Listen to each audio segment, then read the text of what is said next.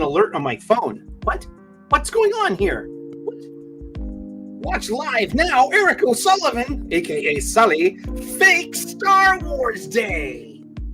Free comic book day and comics reviews, new comics reviews. Welcome back. Once again, it is time for the Super Sully Sunday stream, and I can feel that. I can feel your anger. I can feel it. That's too much.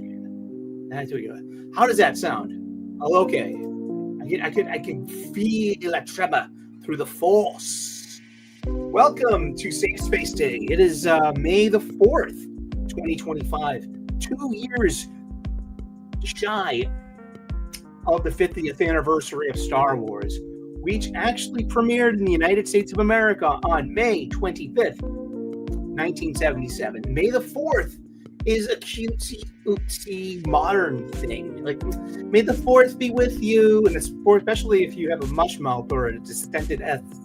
If you talk like an AOC or a sissy, of course you're going to say that may the 4th be with you. You get it? I'm being so funny here. It's funny. Laugh, please. It's cute. You must be an old bigot fan. That's right. We're an old bigot fan here running the show. Actually, Pikachu runs the show. I just show up and I read what he writes. I am the talent. He is the executive producer. Together we make the Super Sully Sunday stream, where we talk about comic books, we talk about pop culture, we talk about Star Wars. I'm a Generation 1 Star Wars fan. I'm just going to go right into it, Pika. I don't care what you think, what you say, what you do, except for when you shock me in the middle of the night, zap me between the ears. Hopefully it gets my, it degosses me of all that negativity. Hello, Mo. Salam to you too, my friend. Good to see you.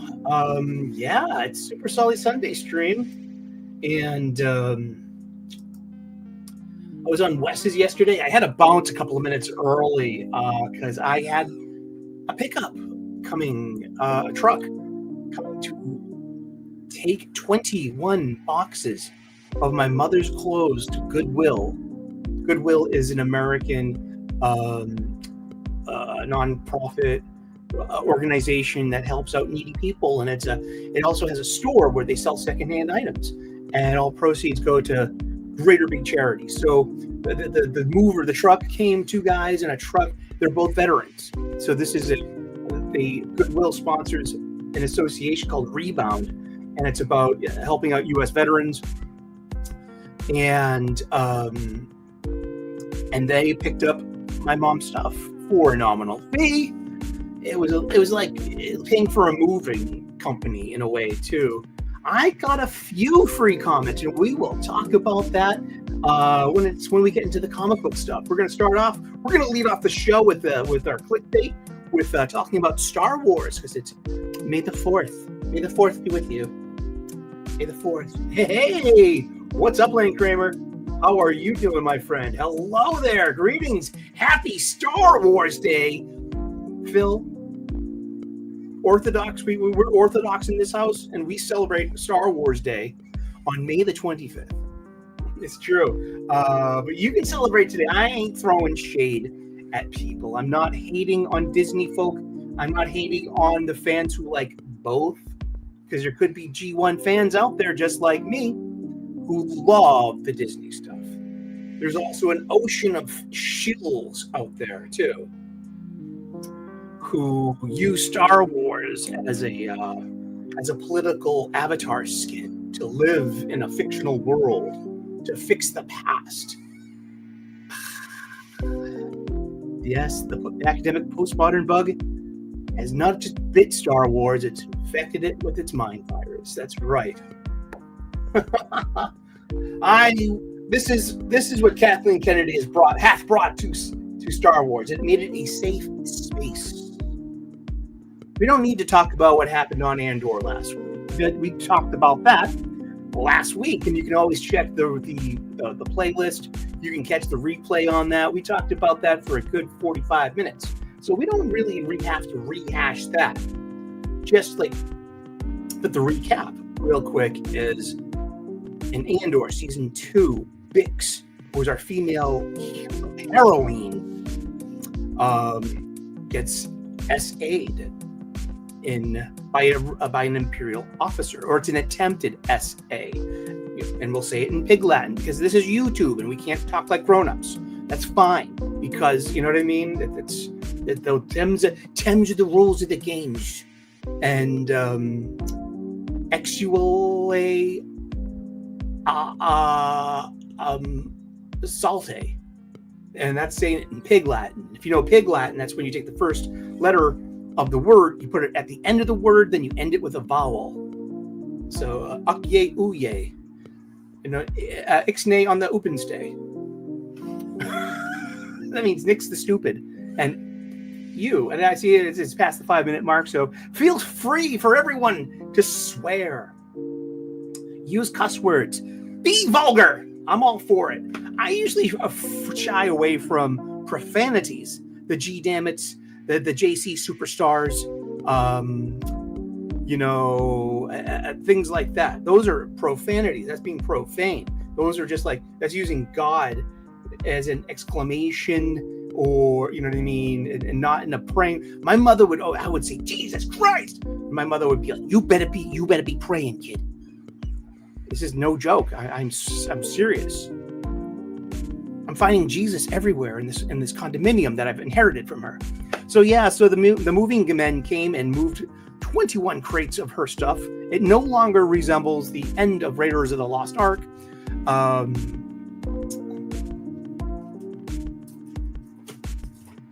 What does that mean? Raiders of the Lost Ark. Raiders of the Lost Ark is a Steven Spielberg, George Lucas jam. 1981. It was still 50 cents. It was just about to be 60 cents. But the last scene in Raiders of the Lost Ark, I'm sorry, was the Ark being put away. This is what my living room looked like for 2 months. February, March, April. 3 months. My living room looked like the end of Raiders of the Lost Ark. And now I have a living room. Now I don't have to eat in my bedroom on TV trays, which I've been doing. And I have a small dining room table out there too. So I have a beautiful coffee table, and I have a dining room table that's still, cluttered with junk. It's getting there. You know what I did today? I organized my Star Wars shelf in my forever home. Yes. Well, I get that on film too. I'll show that to you. What happened there? Maybe we'll start off with that. Well, let's do that. Let's look at my Star Wars shelf. You want to do that real quick? You want to see that? All right, I'll show you.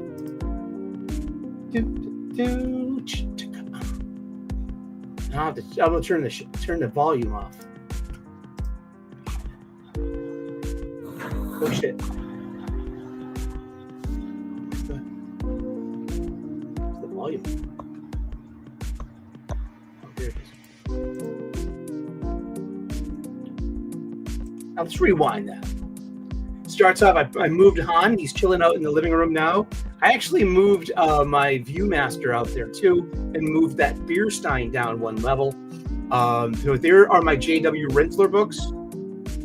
That's Star Wars, not A New Hope. This is The Making of Star Wars, 1977 by Jonathan W. Rinsler. There's also Making of Empire Strikes Back, The Making of The Return of the Jedi, and The Making of Revenge of the Sith, which are all J.W. Rinsler books. Down on the bottom shelf there, right there, you'll see where the cursor's circling. Those are my Blu-ray copies of The Force Awakens, The Last Jedi, and Resistance Season 1, which I never finished. I never even finished that. It was so bad.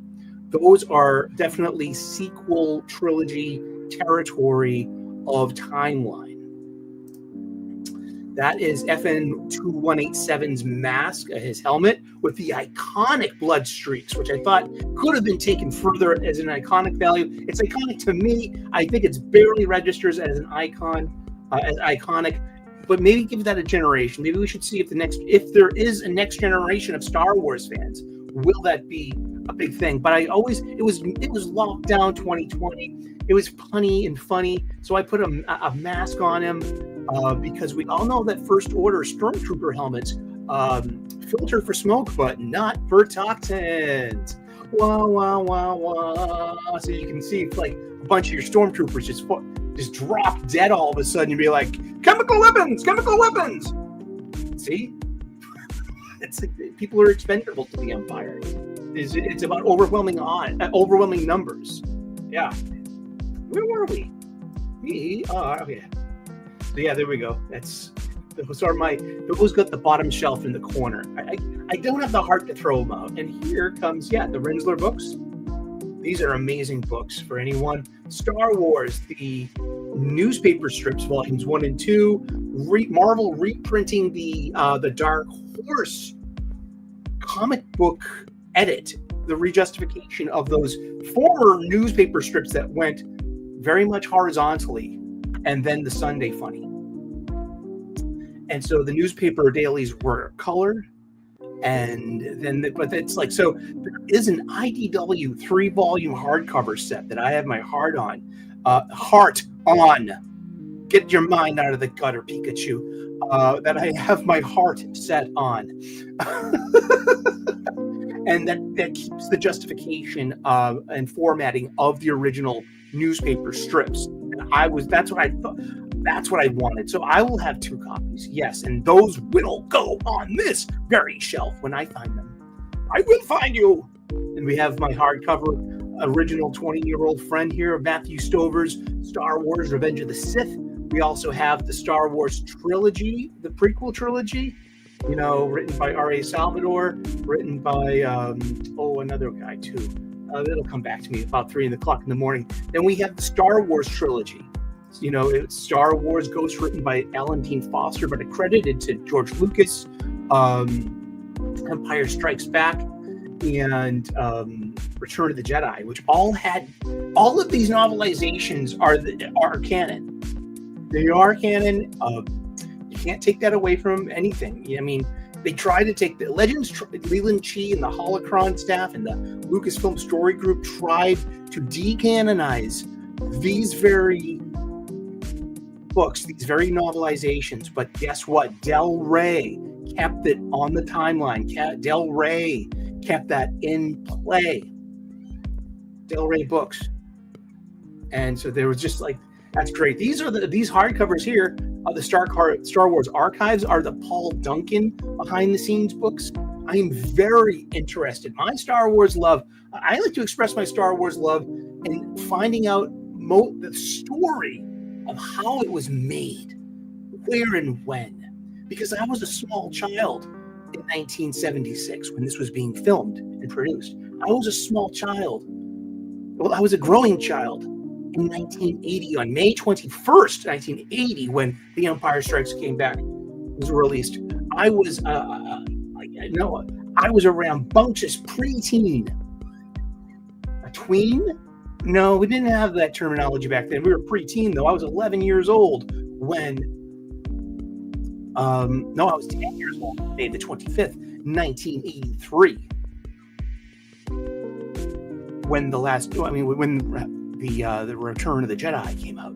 So on May 25th, you have the release of Star Wars. On May 21st, you have the release of Empire Strikes Back. On May 25th, you have the release of Return of the Jedi. And we will actually look up a really nice pictogram, a really nice icon thing left to us by our friend, that Star Wars girl. And then comes my physical media shelf, starting off with it's a mixture of DVDs, and Blu-rays. So we have Episode 1, The Phantom Menace, Episode 2, Attack of the Clones, Clone Wars, The Clone Wars, Volume 1, the Gennady Tartakovsky from 2003, the mini episodes. These were gold. These are amazing. And the Dave Filoni Star Wars, the Clone Wars digital animated ones fit in there. Clone Wars volume, the end of the Clone Wars here, that Volume 2. So here are my Clone Wars.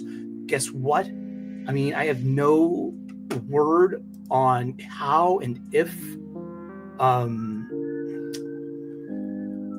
and if there will be a physical media release of that final episode of Star Wars: The Clone Wars with Ahsoka, going to the War of Mandalore and confronting Darth Maul with the 501st that have her, faceplate paint, and then the clones turn on her, but Rex doesn't.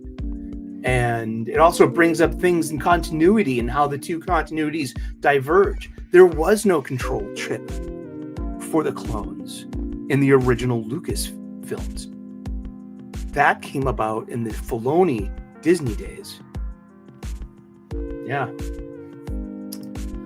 And then there is my DVD copy of Episode 3, Revenge of the Sith, all with bonus discs chock full of cutting room, deleted scenes, and some makings of and anecdotal stuff. And there are cast and commentary tracks as well. I love listening to that. Here we have Star Wars Rebels, some more Filoni stuff, more Filoni baloney, but I have the complete show. And you know what? I liked it for the most part. I really did, because if you have a keen eye to, because this is where some of the Venn diagram, I have a Venn diagram, a legit Venn diagram of some Disney years in appreciation of that. See, like Rogue One right there on my DVD shelf. The last 20 minutes of that is really good. Now, next to that here, we have Star Wars: The Empire Strikes Back and Star Wars: Return of the Jedi, and some steel books. These Blu-ray steel books.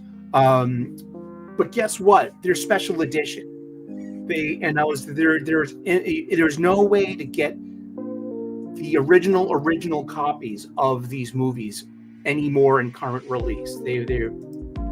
But if you can find them, and if you come across them and at the right price, you can get the 2003 DVD release of the original trilogy. On the bonus discs, you will find the 1977 version, unadulterated, of Star Wars. No bloody A New Hope, no Episode 5, no Episode 4, none of that yet. They add that to the opening crawl when Star Wars got re-released around Empire Strikes Back. Empire Strikes Back starts off, its opening crawl is Episode 5. Huh? And then when you go back and see Star Wars again, there it is. It says Episode 4. Maybe it was like this, they call it Streisand effect, I guess, when people have always thought it was there. Darth Pika. Thank you. Darth Pika. All right. Yeah, and that's my Star Wars shelf. And on the top of the shelf, we have, I've moved this Stein down a little bit, and to one level, and next to it, I put that old blue and red Viewmaster Star Wars cassette thing I used to have as a kid. And there is my 1/6 scale of Han, Frozen, and Carbonite. And that's my Star Wars shelf in my home. Yeah, there we go. A little bit of respect. I get the barest minimum of respect for the sequel trilogy, and it's right there. I was going to throw you guys out. I was going to treat you like the soundtracks. But look, these are the biggest books, and they used to be on my coffee table. But let's see what becomes of the coffee table. And there's I used to have all my sci-fi DVDs and Blu-rays on my coffee table between two bookends, and that was my sci-fi shelf. I don't have to do that now, But yeah, that is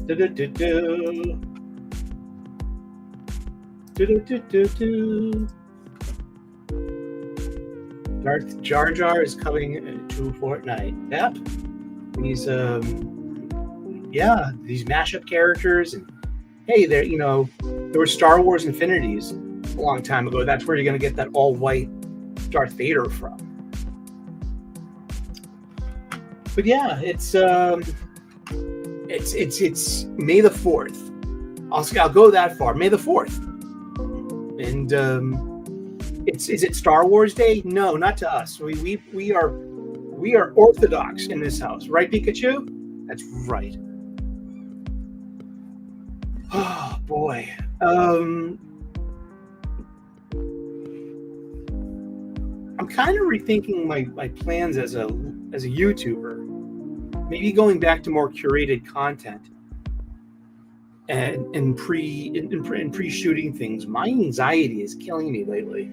I had like a really bad anxiety attack at Marathon Monday, and my anxiety's been a bit peak and acute since then. But I've learned that, hey, I'm able to travel. You know, if like there aren't that many stressors involved, you know, and but sometimes, but then you have to like talk your way down and be like, everything's fine, everything's okay. I mean, you're sitting down, you're talking, you if you weren't making a YouTube show, you would be watching one or watching the bloody telly. No, and May the 4th to Mark Hamill as well. You know, why not?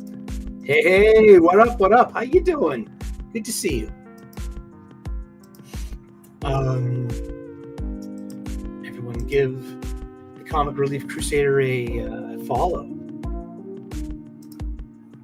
Just click on his icon on the live chat. You should be able to access anyone's page that way. I believe so. I believe. But yeah, I mean, it's fake Star Wars Day, huh? No, I don't want to get caught up. That's clickbait. Pikachu wrote that to get ratings. So it's so we celebrate on the 25th. I was 4 years old in 1977, May 25th, 1977. I was too young to remember seeing Star Wars. And I remember seeing Star Wars on re-releases, and definitely remember going opening night to May 21st, 1980 to The Empire Strikes Back. And my Aunt Joanne took me and my best friend Brian. And he reminded me about that. With a few key words, he brought me back to that night. And I remember with clarity a lot of different things, you know, and especially like being in the dark theater, seeing like the you know, Han Solo turn on the lightsaber and cut open, and then the gross out scene, the grotesque of the entrails and the tauntaun spilling out of its carcass. This might smell bad, kid, but it'll keep you warm. And drag up a system till I get the shelter up. Whew, and I thought they smelled bad on the outside.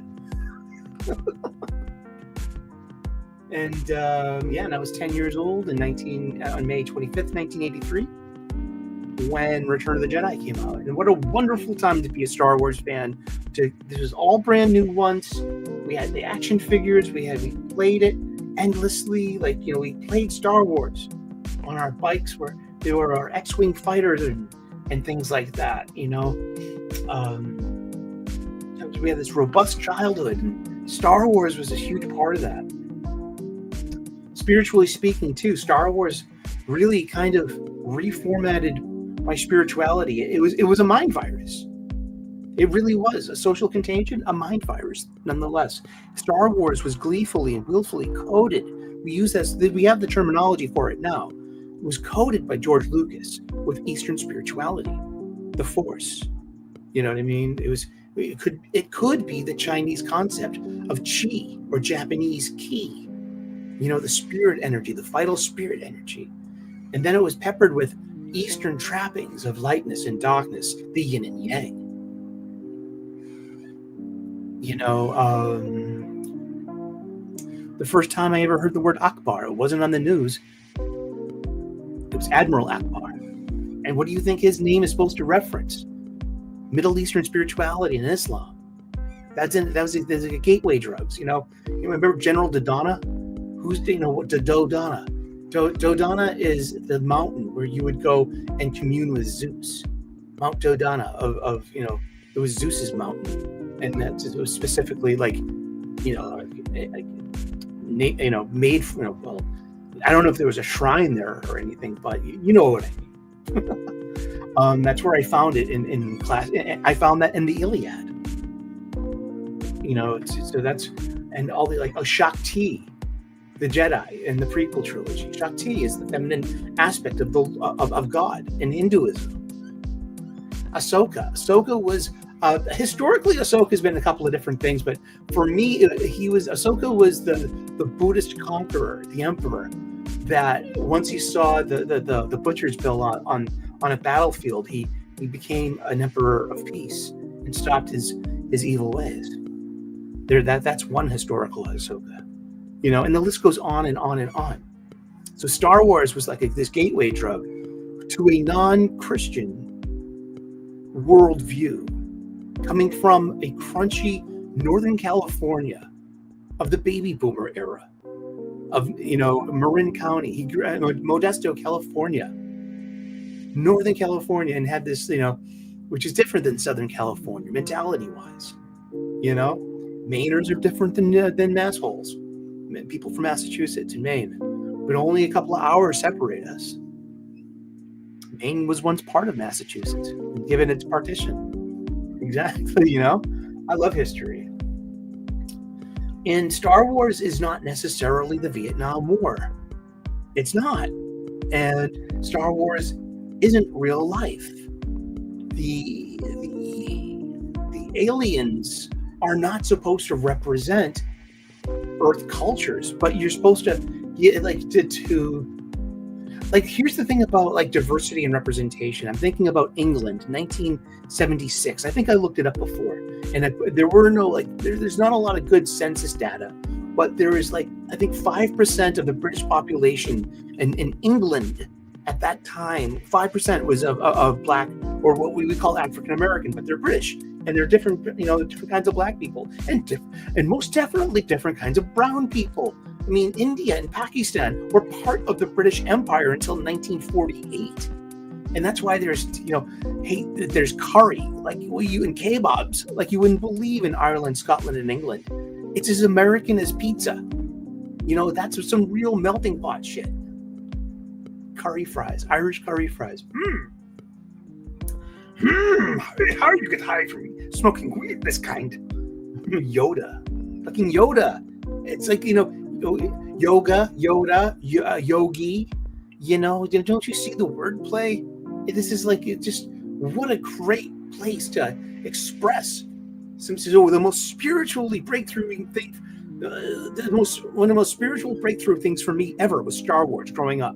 The nuns at Our Lady of Chesterhova's in Andrew Square, South Boston, Massachusetts, 02127. They could not compete with Star Wars. I had the chocolate bar, and that was Sister Mary Rose's yardstick, and I had a special place. My desk was right pulled up next to her desk, so she can keep a better eye on me. Disruptive me. Too much energy me. Divergent attention span me. Like Anakin Skywalker, I would have been identified had I had grown up in the core systems on Coruscant. But no, out there on the outer rim, on the on Tatooine, in South Boston, there's identifications you can make everywhere. You don't have to, it's not about purposely crafting, or maybe maybe it's about sleight of hand. It's one of the trappings of Star Wars. One of the themes of Star Wars is this. It's called hiding in plain sight. Things that are hiding in plain sight. That's why I always thought that Rey Palpatine, Rey Skywalker, Rey Clone's daughter, or had a bit more story to her, that she was hiding in plain sight. It would have been great if she was the Solo's, baby child that they had to hide one time. I don't know. We all of our headcanons are better than what Disney gave us in those movies. I mean, The Force Awakens had so much potential. It really did. Yes, it was kind of a remake of A New Hope, sure. But young people today are going to grow up not seeing the striations and differences the way that we older folks do. It's all Star Wars to them. And this boutique magazine shelf culture that it appeals to. That and Marvel Plus does the same thing. Disney Marvel, that we made made a show for alphabet people. We made a show for the classic folks. We made a show for progressive folks. We made a show for kids. Skeleton Crew. We made a show for a spy show for grown-ups. Andor. And its themes of, XULA Salte. And the attempt of SA. And remember, Bix fought and killed her attacker. It's a very feminist message too. Empowerment. She was empowered to defend herself. She took agency, and she killed her oppressor. She killed her attacker. And there you go. But also, people are in this outrage cycle of they use the R word. They use grape, GRAP. But they drop the G. You can't say that. You can't say. You shouldn't say, grape without the G unless, I'm not worried about my monetization or strikes or warnings or losing ad revenue. I don't mind playing by the rules. If the rules have if they're sensible expectations, there are things might slip out, sure, but should you be have your channel taken away from you for I don't know, can you be allowed to edit that out or delete that video? There's so many. My this channel could disappear tomorrow, out of my control. Someone could hack me. Someone could fucking,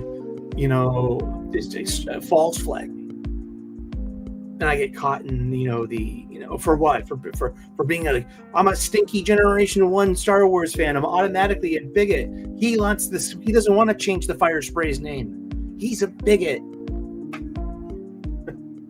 He doesn't call it oppressed Leia. He calls it slave Leia.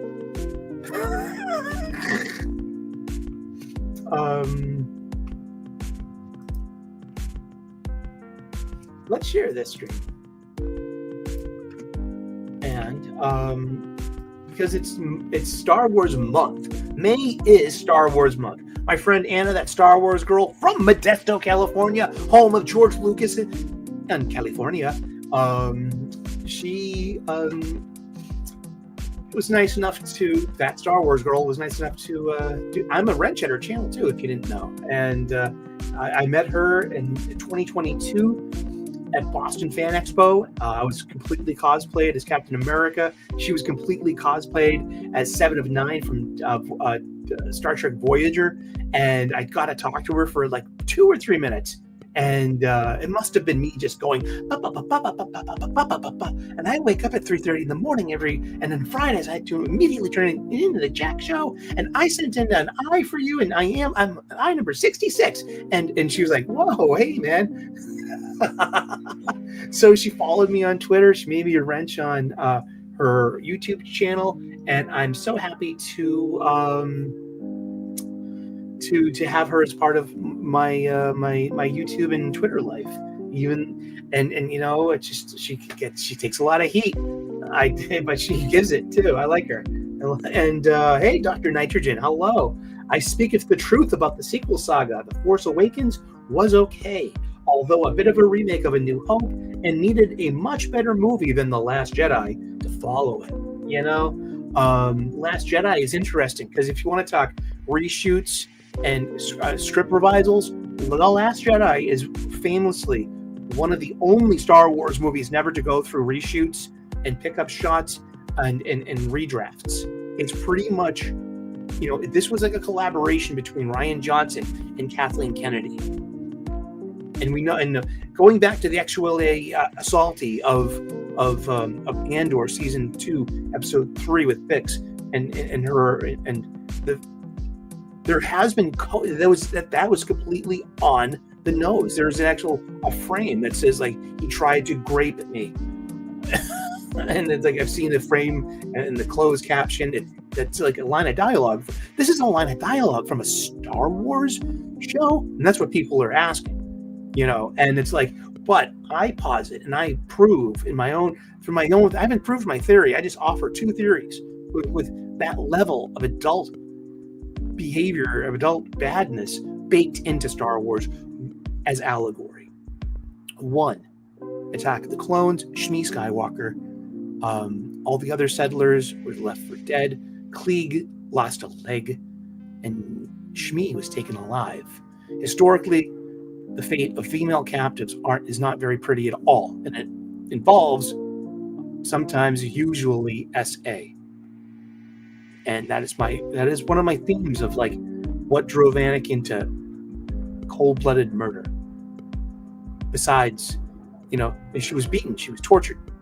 Yes, and I think it was part of that torture. Why keep her alive? Seriously, and just it's there. The Last Jedi, using Rashomon as a cultural touchstone, and also a former Star Wars influence in Akira Kurosawa's The Hidden Fortress, of course.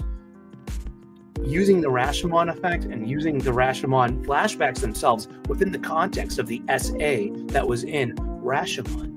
Did it happen or did it not? From all these points of view, you have the flashbacks about Luke pulling his lightsaber on Kylo Ren.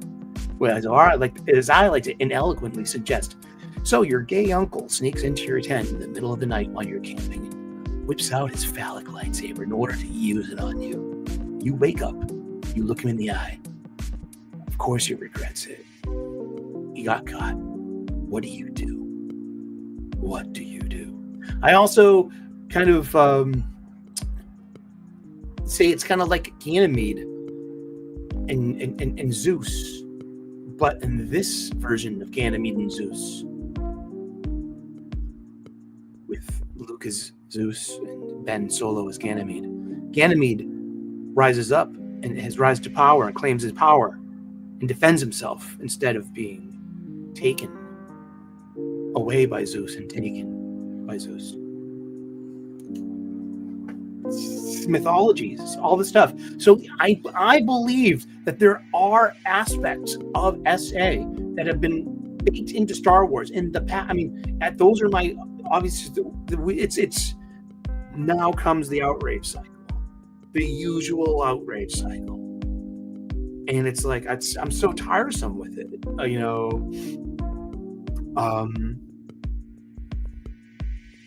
It's hard to remain, or is it hard to remain positive about Star Wars? Well, I just don't have any hope in future releases. Okay, Revenge of the Sith just had its 20th anniversary re-release in movie theaters, and it was a huge hit. Popcorn bowls are a big thing. You have a Darth Vader, helmet, popcorn bucket.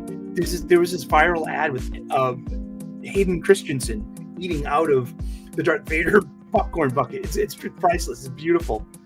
Mo, thank you so very much for coming by and having a great day. Salam. And Mo is on the other side of the planet, showing that Star Wars and the internet can bind our cultures and can bring us together.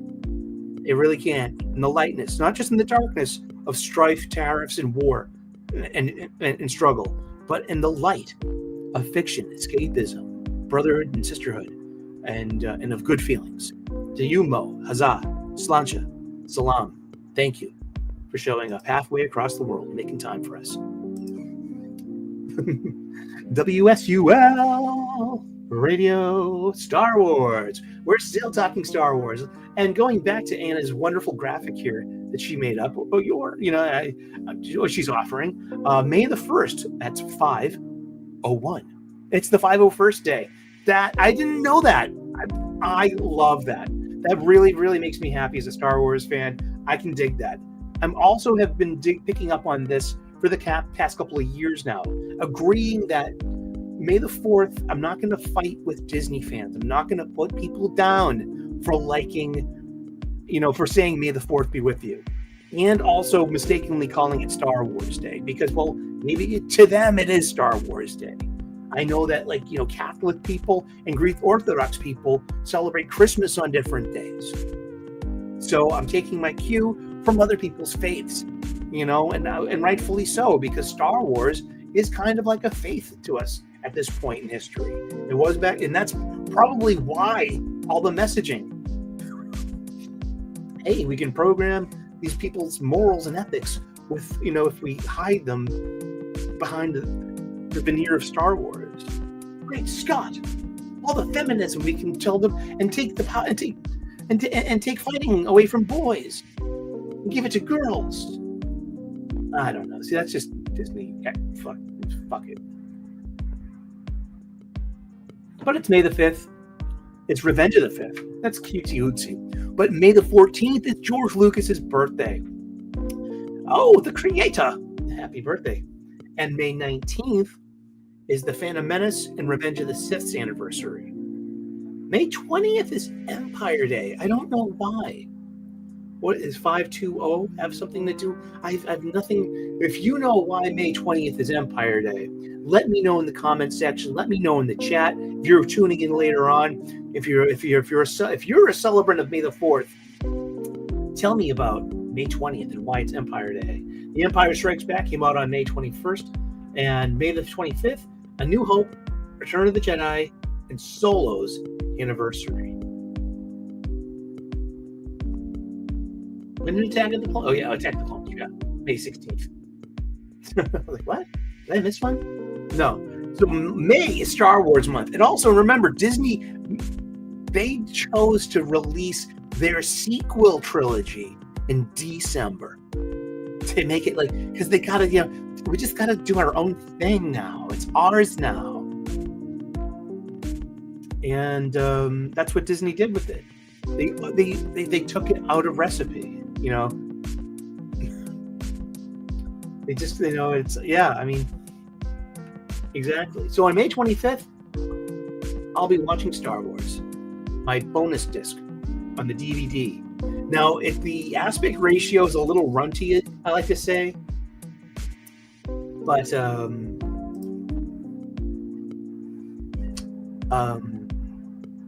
on my big ass TV, it doesn't matter because it's a huge television. Star Wars.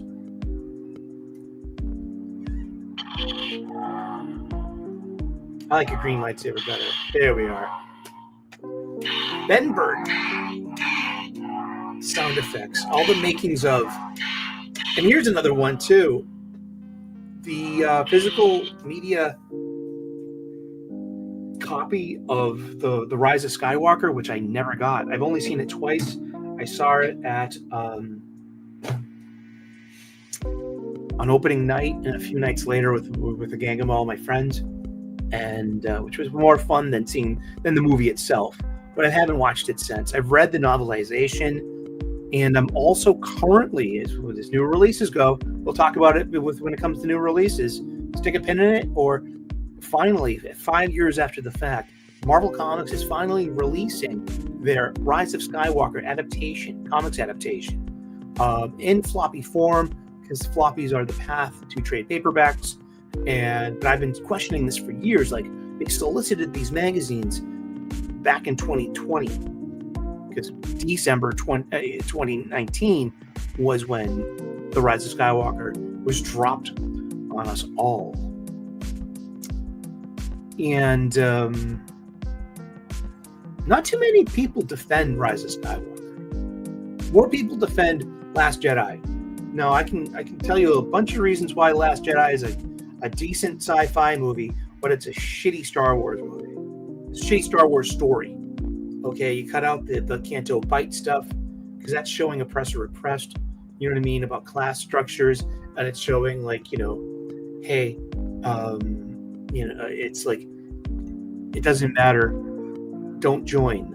That presents a nihilism of DJ, who is Benicio del Toro's character, you know what I mean? But it would have made sense if he could, if his heel turn, if it was like a Lando thing, but maybe not. I don't know. I'm making too many excuses for it. But visually, the crate scenes were wonderful. The John Williams music, especially the Canto Bite themes, were really fucking good. It was just a disjointed mess from the get-go. It's usually Star Wars movies, when they're released years apart, there is a passage of time between episodes. So the subversive nature, it already breaks your conditioning. It breaks your expectation. It's supposed to subvert your expectations. But episode 8 picks up immediately, like hours after episode 7, The Force Awakens. How does that make sense?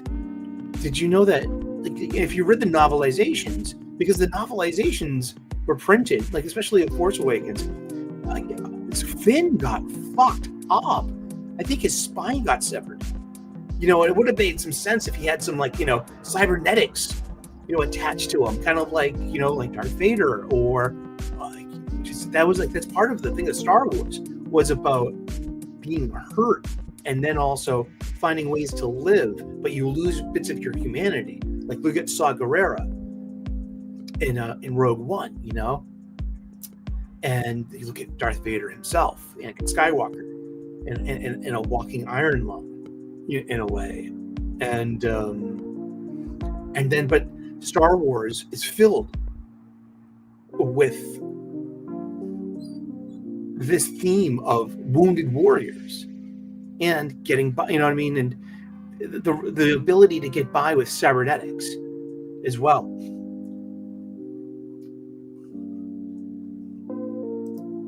So Finn got really fucked up by Kylo Ren on Starkiller base in their duel, and then Rey f's up Kylo Ren and gashes him from sternum all the way up to his face. So, and before that too, Kylo Ren gets shot by Chewie's bowcaster. Okay, and even during the fights, he's banging on his side, he's bleeding out. So by the time we come to the hours later in The Last Jedi, both Kylo Ren and Finn are in the process of healing, completely healed. And I think it would have made sense for Kylo Ren to have had some, that kind of, maybe a cybernetic thing, like slowly losing his humanity, because that's what he wanted to be. He wanted to be stronger than his grandfather and follow in his footsteps. I will finish what you started. Adam Driver is hands down the best part of the sequels. They really are. Yeah, cybernetic thing, something like that. I mean, but it's just, I didn't mind the mother joke. I didn't mind the souped up hot rod of Finn, Poe's custom X-wing, Poe Dameron's Black Leader 1. That X-wing fighter had the cool paint job, and I thought it reminded me of Burt Reynolds' Trans Am from Smokey and the Bandit. I thought it was cool. I thought it was really cool. I loved it. You know what I mean? I love flying it as part of Battlefront 2's, Starfighter Assault. I love flying X-wings. I love flying TIE fighters. Maybe I'll do some footage later. Just I'll play a couple of games at Star Wars Squadrons. There's a happy May the 4th be with you. But I also have to feed myself supper, so. But yeah, I can talk about Star Wars all day. I can talk about Star Wars every day. I can talk about Star Wars for hours still. I just don't want to talk about Star Wars with these really Disney forward fans. And the one, okay, there was this chick. I wasn't interested in her. No, but she was. I thought she was. I still do think she's awesome. She works at, works at my former local comic book shop, from where I just moved to a new part of Boston, in the South Shore. Actually, I used to live closer to the northern part of Boston. Now I live closer to the southern part of Boston. You know what I mean? I went through. I was across the Charles, and now I'm across the Neponset. Where was I going with that? Somewhere over the rainbow. Let's see, what else? It'll come back to me in a second. It really will. I have faith. Some blue milk to tide you over.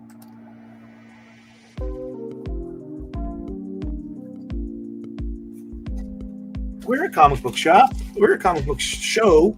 So we're going to look at some comic books. Well, what you saw, what I just did, pulled them off my spinner rack. There are 107 issues of Star Wars. There are 4 issues of the Return of the Jedi movie adaptation, and so that means there's 111 issues of Star Wars in reality. Star Wars was issues 1 through 5 or 6. Empire Strikes Back was later on, probably about issues in the 30s or the 40s, but those were part of Star Wars Volume 1. And Return of the Jedi was given the treatment of the official Marvel movie special.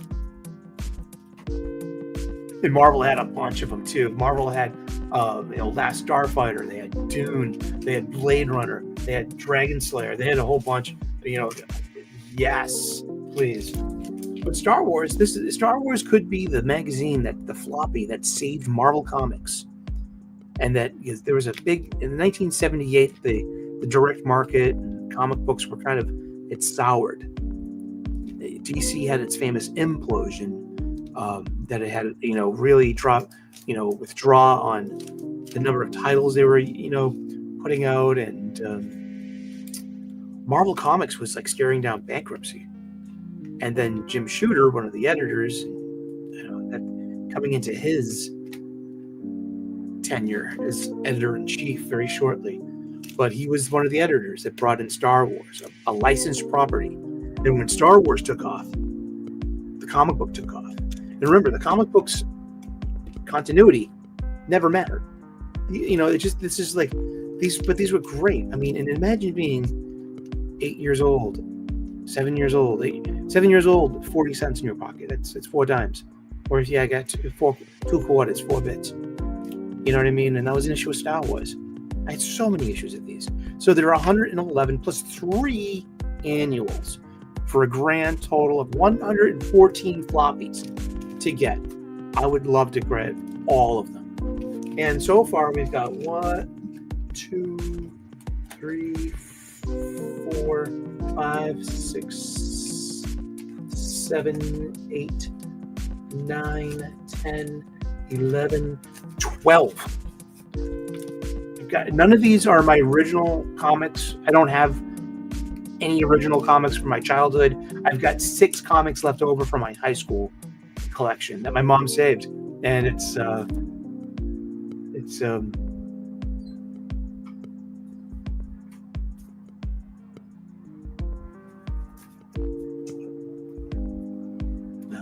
Craven's Last Hunt. But yeah, I mean, here, this is a 50-cent issue 48, and a 9.2 goes for $14. But I got it in one of these buy 2 get 1 free in the Silver Age, for cover price. Star Wars 75. Oh no, Star Wars 50 for 75 cents. So I need 49, right? And 48. Yeah. You see where I'm going with this. That's 50. Here's 53. So here we are, 1981. 1981. I'm 8 years old. I remember buying these off of the spinner rack. And you'll notice that I have a theme of things I buy, and it's win a Columbia 10-speed racer, Formula 10 racer, because this was the summer of 1981, summer to fall 1981, and I bought these for 4 bits for 2 quarters. 2 quarters can also get you a couple of rounds of Frogger. Hey George Lucas. Like I mention your name and you pop up. But yeah, this is Walter Simonson art. This is, I think, the book that Walter Simonson met editor Louise Jones, who was also after doing this, worked on X-Men. So Louise Jones, we all know as Louise Simonson now. So these are the books that I think this is the Star Wars is the book that Wheezy met Walter. I would love to meet them at a Comic-Con and ask them that question. I would Yeah, that's some Walter Simonson art. This is the same. This is 54, 55. Now the price has gone up to 60 cents. See, this is the last 50-cent Marvel Star Wars. Like, who are those aliens? Who cares? What worlds? They're not canon. But look at this art. Look at this. I love this Walt Simonson art. Oh, it's a Spider-Man. But see, I mean, seriously, it's from that age. It's from that era. And they populate my spinner rack. I love it. Look at this. So it's shortly after Empire Strikes Back. This is a great cover. One of my all-time favorite covers. What is Luke doing flying a TIE fighter? And shouldn't he need a respirator? See, this is like things such as canon and lore are only being developed. I mean, did we know in 1981 if or this was 1982. This is July 1982 cover date. So that means it came out in March or April of 1982. And I'm 9 years old. And this is, look at this. This streams to a 9-year-old. Buy me. This is facing you at eye level on a spinner rack. Ain't that grand? That was comics as a kid for me. The next issue and this iconic cover. I love this. Again, look at that. That's Walt Simonson line art. And then we just have a red filter over it. And doesn't it make you want to get this issue and be like, what? What did Luke do? He's being framed. Yes, he is. This is issue 69. Now, issue 68 is the first appearance of Fen Shisha. And it's got a yellow background and it's got a Boba Fett looking character who ends up. Issue 68 is what starts the first Mandalorian story outside of the seeing Boba Fett in the movie. I think I believe that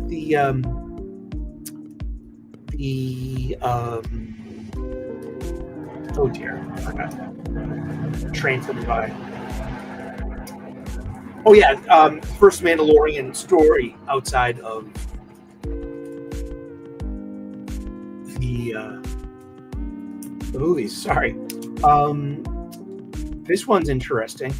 It's Wedge Antilles surviving on the planet Hoth. This is the one where they find Boba Fett. Boba Fett escapes from the Sarlacc, and the Jawas find him thinking he's a droid. Yeah, and then some newer stuff.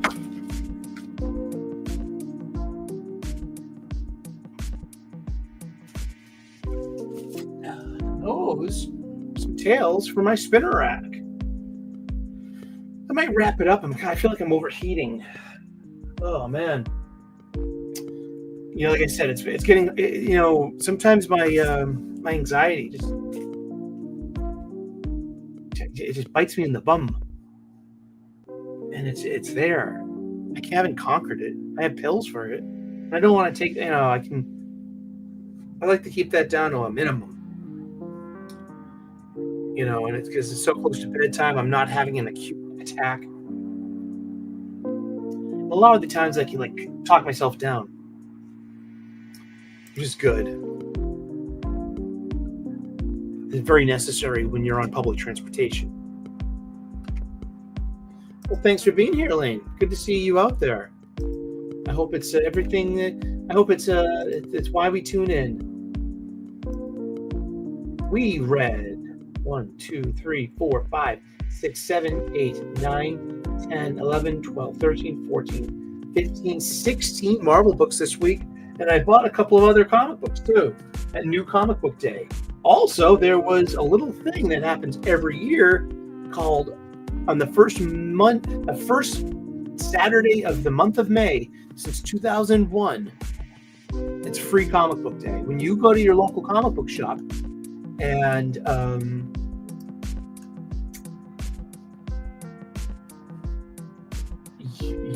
you get a free comic book. Sorry. Anyway, actually, I got some footage for that. Hold on one second here. I got something for that.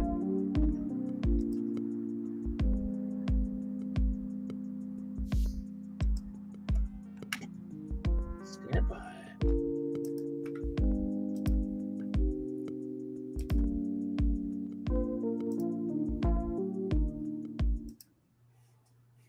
Shop. I'm here at my local comic book. It is free comic book day. It is the first Saturday in the month of May. And since 2001, it's been free comic book day at your local comic book shop. I'm here at my local comic book shop. It's also a 25% everything's off sale. And I am armed with $150 worth of gift certificate money. And I got my eye on something. And I think I'm going to pick up something, at least, I got something on my mind here. This is my local comic book shop, New England Comics, formerly one of the largest franchise chains of local comic book shops in Massachusetts. But lately, I think they've contracted down to perhaps 2 stores, maybe 3. But I think I'll ask when I go inside. But hopefully it's their busiest day of the year. It's New Comic Book Day. It's my local comic book shop. I just moved back, to Quincy. It's back to Quincy, but I've never lived here. My grandparents lived here. My mom lives here.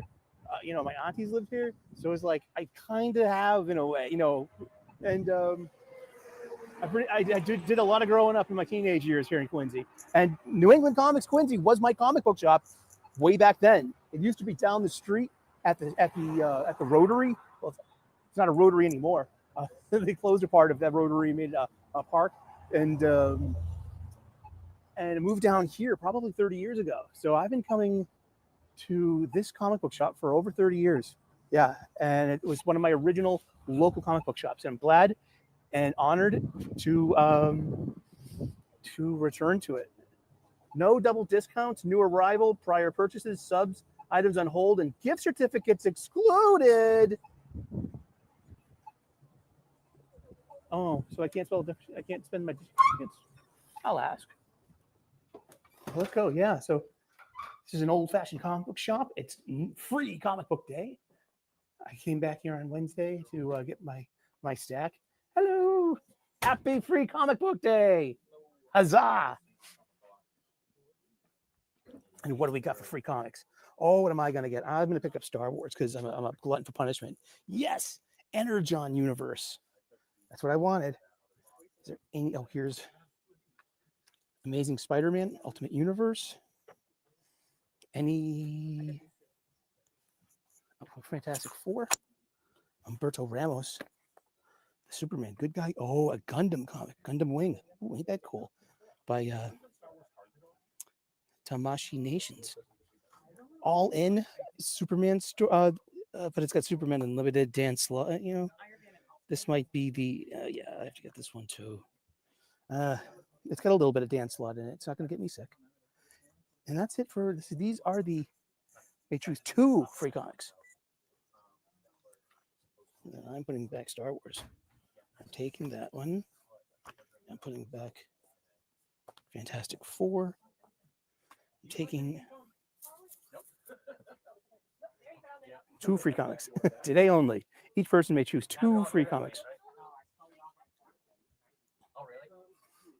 Okay, now let's go shopping. Now, if I can't use my gift certificates, then they'll just pay because it's around here somewhere.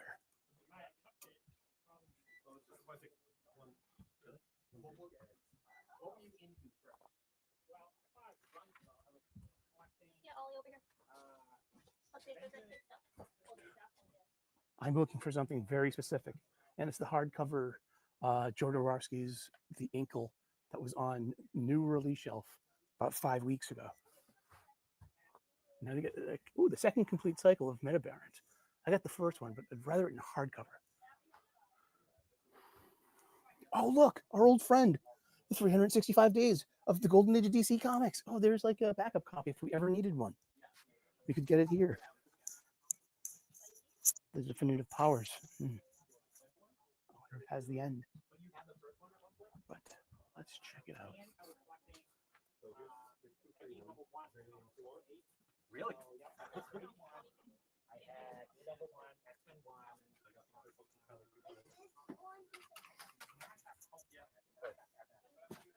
Oh, Skybound Comet, the first appearance of Ballpoint, Transformers, first bought ever. Then that seems like it's going to be a kid's comic. That's cool.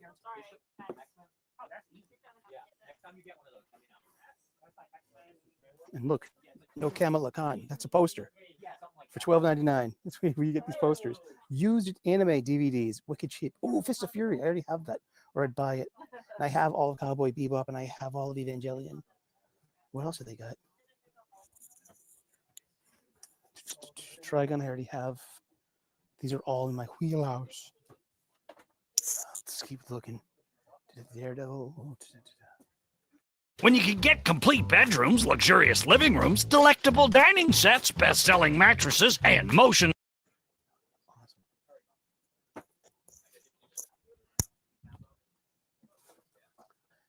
Now with the sale, we can't use gift certificates, or we can't buy them. Yeah. Yeah, gift certificate can be used. Okay, you just can't buy a gift certificate for 25 off. Yeah. Got it. That makes sense. Cool. Thank you.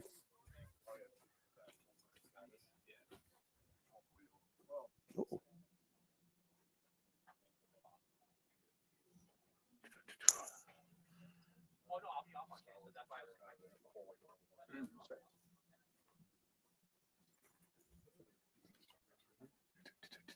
Let's see.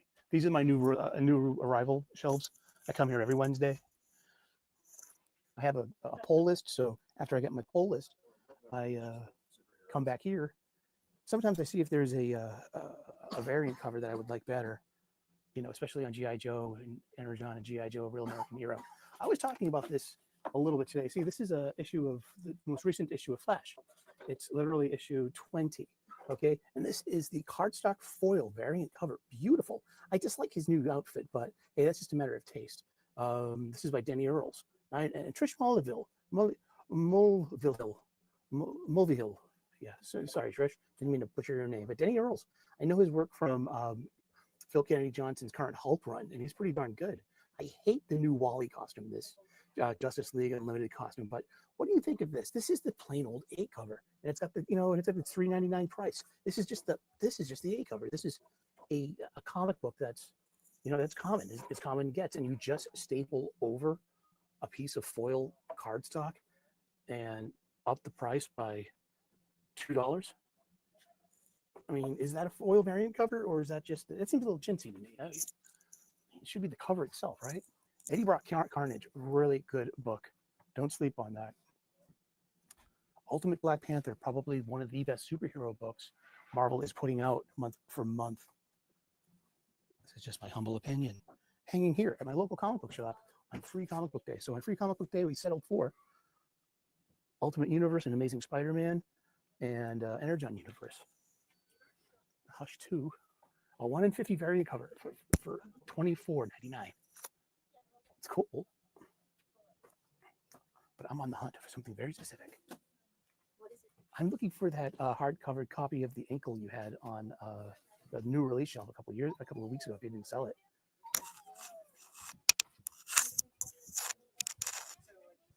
That's what I want. Yeah, look. You get 2 of them. Look, a Star Wars section.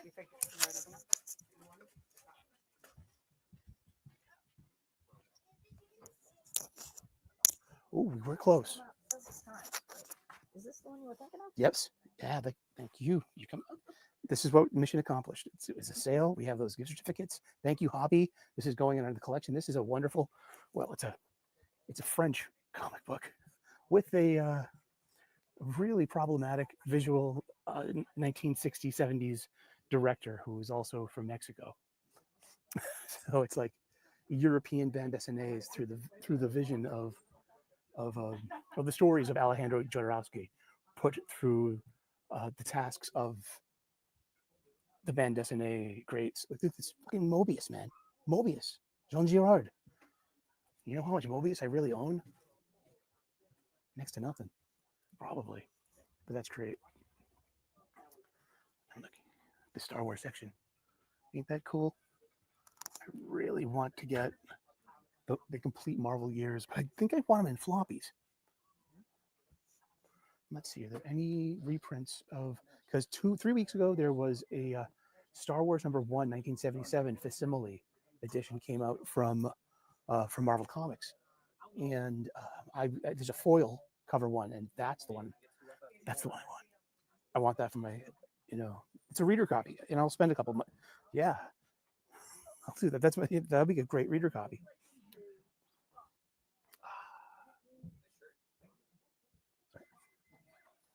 All right, what else?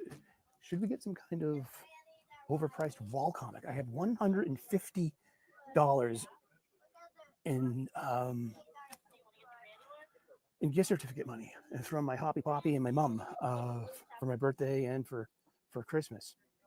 It was just my birthday, and was it for Christmas? It was. I just came into the shop one day, and Hoppy had left me a $50 gift certificate. I'm like, oh shucks, ain't that cool? And look, we got all the Ultimate stuff here. We got usually you'll find the event stuff over here. This is the event shelf where you can get everything that you need, basically. So this is the Marvel event shelf, and One Nation Under Doom. You notice the trade dress. Notice the Peach Momoko cover for Doom Division #1. I will not get that. It's kind of a terrible book. I haven't had a new copy of the X-Men books, and all the X-Men similes too. I got the middle one. I got 133, and they have them for 132 and 134 at $4.99 each. And that's gonna get me for like just another comic. This is pressing. Now you can bring your books here, and they'll press it, and what that helps is keep the warble wrinkle. Sometimes you can develop, or like corners that fold, and if they're not completely destroyed as a page, then they can iron that shit out and make your comic a lot more pristine. Look, Teen Titans #1, $75.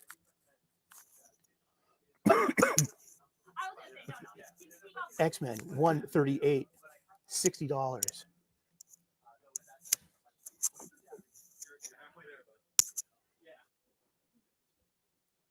First print, The Dark Knight Returns, Dark Knight Triumphant. That's issue 2, and what's that, issue 3? It's book 2, yeah, $50. And so it goes.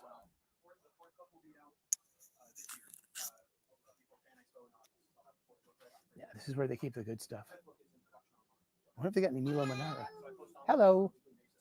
It's always good to see kids in It's always good to see kids in comic book shops. It really is. Issue 7.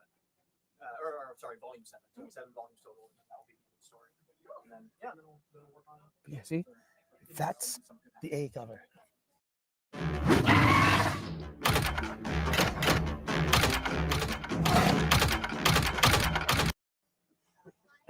Stapling on an additional foil cardstock, it kind of betrays the whole notion of it. That's how I feel. I'm like, that's a comic book. That should be its own cover. That's what makes it unique. I mean, that's what's scarcity. You know what I mean? That you actually made the effort to print it. I don't and assemble it correctly. I don't know. It just seems like because you.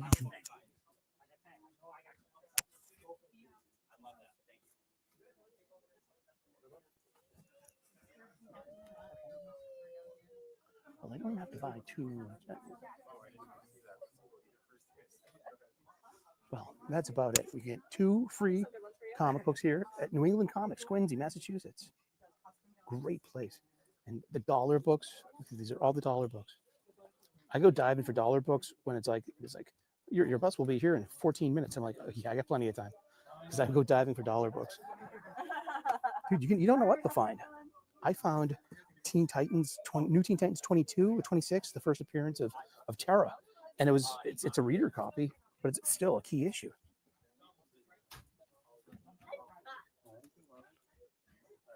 Better grade comics. I love this part of it too. High grade 70s comics, $5 each. Like these are the books that float my boat. Like this thing here, you could be a winner in the second Superman movie contest. This is like a 1979, 1980 comic, and you can tell from the cover price. You really can, because they go up to 50 cents pretty quickly. By 1960, it's like 1980, 81. I love this. And thanks for hanging out with us a little bit on this Crisis on Infinite Earths. Number 1, $10. All these Crisis floppies. That's so cool. Well, cool. Well, that's about it. So we got our free comic books on Free Comic Book Day, but we're also going to enjoy some of the sale. I've been looking forward to buying this book. I've got a couple of other Jodorowsky's Metabaron books, the Metabarons, and Final Inkle. And I haven't read Final Inkle because I needed to read this first. Now I'm gonna. Oh, this is some good stuff. All righty. Well, let's queue up and get in the line. Are there only 2 NECs left? And you in Brockton? Wow.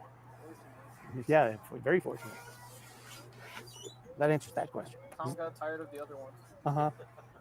Sold them along cut them loose. Sold them along with you. You're on your own. All right. Ciao. Bye. I'm done spending an obscene amount of money on takeout every done. I'm getting back on track with Factor. All right. Oops. Close some windows.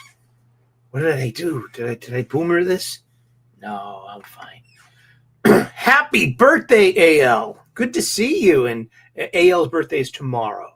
And her friend is 58 years old, is thinking about being a comic book newbie. And there's always a new jump on spot for a new reader. And that's the strength of old comics. Maybe even old Ms. Marvel. Like if you can find some Bronze Age Carol Danvers, Ms. Marvel. You know what I mean? From the 70s. That stuff you can pick them up pretty cheap too, like reader copies in dollar bins. Totally suggest any of those. Those are great. And the hostess adds, and because she's of that age, she'll remember the advertisements. So yeah, think of something like get some Bronze Age suggestions. Like make a Bronze Age grab bag of dollar reader copies. You know what I mean? Oh man. And yeah, I'm starving. It's almost supper time, so we're gonna wrap this up very soon. Let's go quickly down the list of the Marvel comics I read this week. Joe McAdamy number 3. Man, this is the book where nothing happens.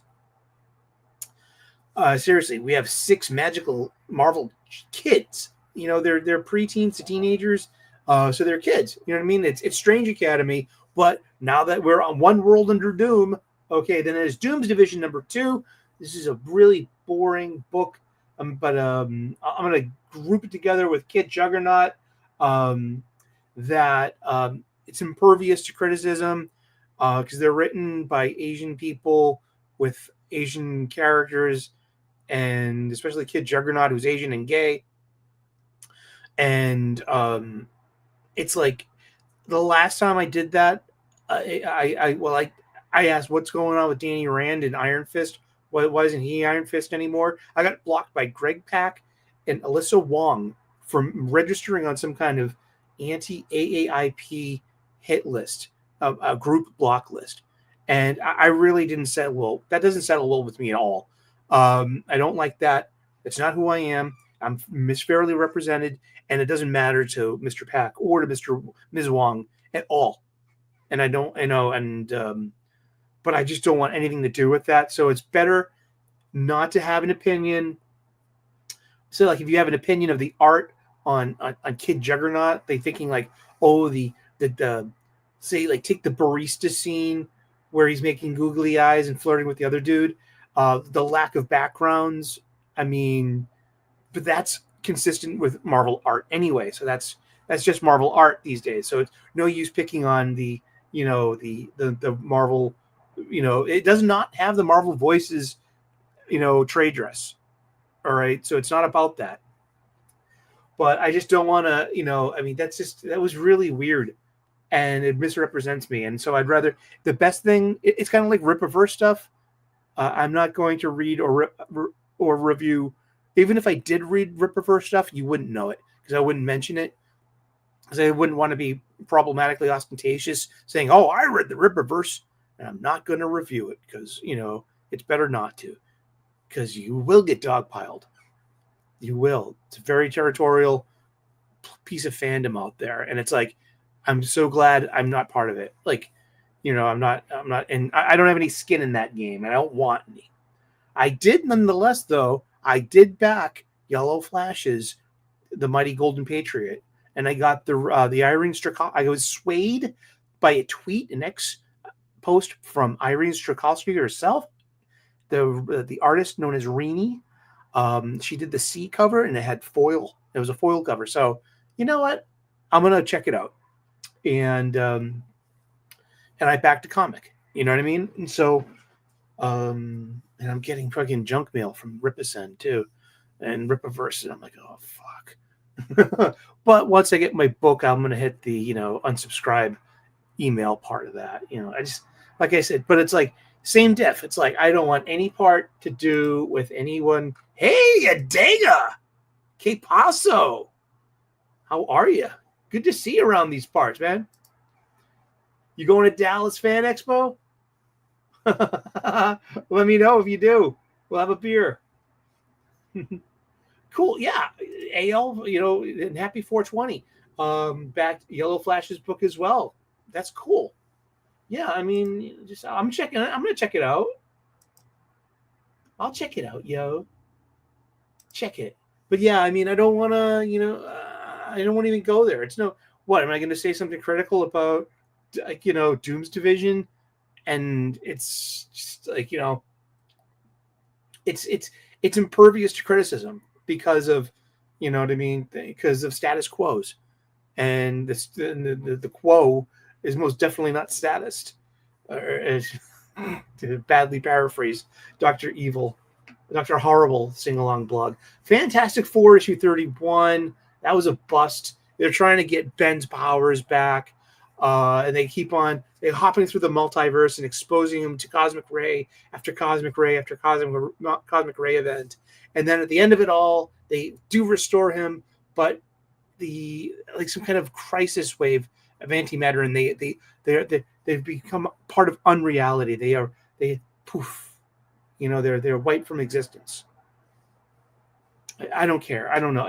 Fantastic Four is getting a new issue 1 with the same writer, Ryan North, and art by Humberto Ramos, of whom I am a huge fan. Cool. Okay, just checking it out. It's like, I mentioned it to Loki because Nick Weiser's going. And I said, hey, Loki, you going? And he was like, what? You and Nick? I might jump in the car. So if you had, yeah, putting it out there. Let's see. Where were we? Okay, we're back to our list. Godzilla versus Spider-Man one-shot was terrible. The art was pretty good because it's Nick Bradshaw, and it's set in the black suit. It's out of continuity, so it has to be happening on its own Earth because of Godzilla's mighty roar, it scares the symbiote off of Peter, and then attaches itself to Godzilla, making it a Venom Godzilla. Oh! And then it brings up Null and about being attached to that web of symbiote goo stuff, cosmic level shit. But it's just like, yeah. Oh, snap. Oh, she said that. Ooh. Hey, I'll give it. Ooh. Ooh. Hellhunters 5 of 5, written by Philip Kennedy Johnson. It's the World War II war comic with supers. And the Ghost Rider 45, the Ghost Rider 44 that he brought up in his very own Incredible Hulk run. And it's been really fun. I think and that's a train, but the windows are open and it's a very nice day. And Mani Padme Hum, Om Mani Padme Hum. Padme. See, Padme means the lotus. Om Mani Padme Hum means the jewel of the knowledge is in the blossoming lotus of, it blossoms from, Atman's, Brahman's belly button. Atman, Brahman. So Brahman is sleeping. And while Brahman sleeps, the lotus grows from his belly button and breaks the surface of the water. And only when it breaks the surface of the water does the lotus blossom in sunlight and in rain in cloudy days. Padme. I told you, it's all chock full of ears. Star Wars was my spiritual, first gate. It was my gateway drug. Star Wars was my spiritual gateway drug. It's a great way to put it. But Hellhunters, it lands well. It has to land somehow, so it didn't land flat. It's just I had this fever pitch. It probably reads better all 5 together. If I go back, reread it, or if you read the trade paperback that's bound to be out one of these days, it's going to be a real treat, especially if you like those old Bronze Age war comics like I did. Kid Juggernaut, we didn't talk about. We already talked about that, and we're only going to say positive things because you know what I mean. NYX number 10 by Lansing and Kelly. Good news for Lansing and Kelly opponents. They are not writing at Marvel anymore. After the Giant Size X-Men, that's going to be Lansing and Kelly's last Marvel writing gigs. Apparently, perhaps the well has dried up at DC Comics as well. Good luck to them wherever they land. I guess they have a no over at IDW and do Star Trek books as well. I mean, they've done a very few good things. I mean, some single standout issues, yes. Their Guardians of the Galaxy book, was completely elevated by Kev Walker's artwork. And the one where they were redid Planetary with Batwoman, the drummer, and what was that? See, it was kind of forgettable already, but they were trying to go for they were trying to really do that Warren Ellis, Grant Morrison thing. The Outsiders. Thank you, Lane. That book was ass, but it tried hard. It was a really try. I mean, it just it got better. I'm sorry, I didn't mean to.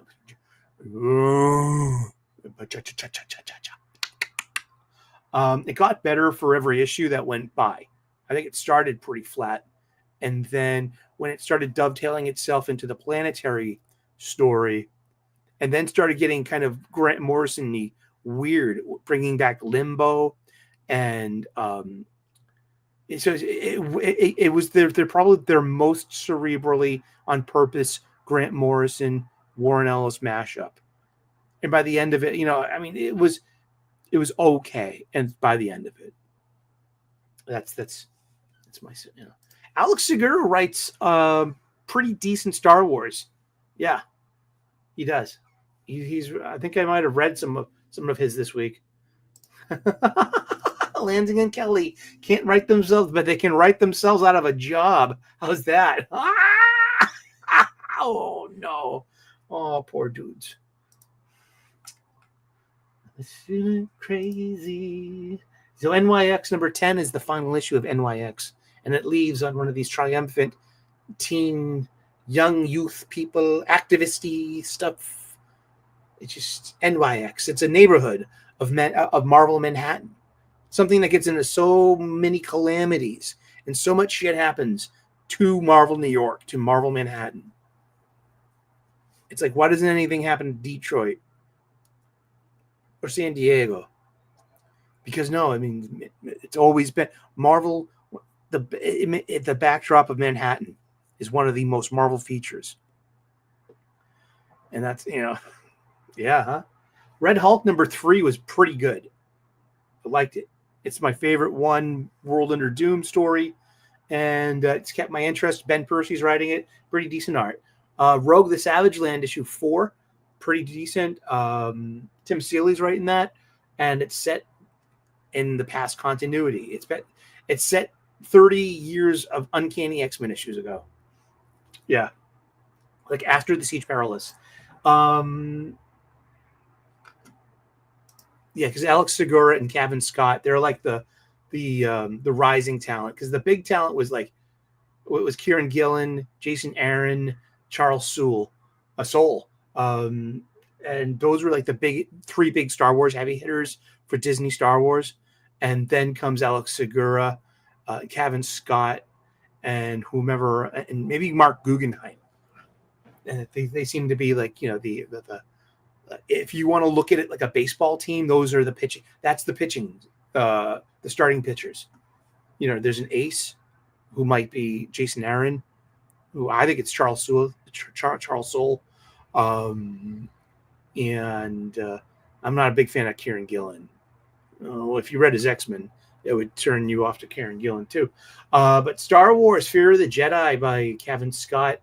It's the 4th volume of the High Republic. Star Wars High Republic, Fear of the Jedi. It's the end game of the war with the Nihil, in the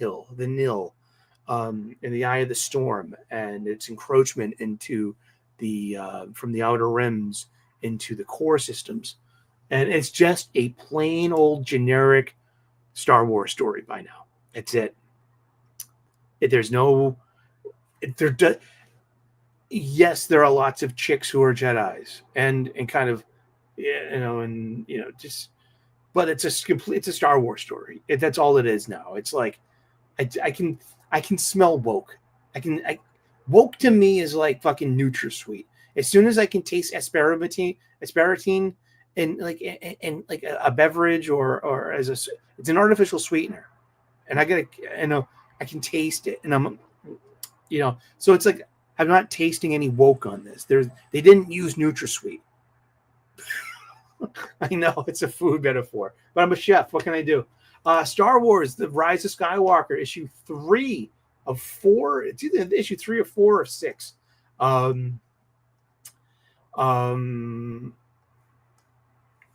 Yeah, Hux gets killed off panel, and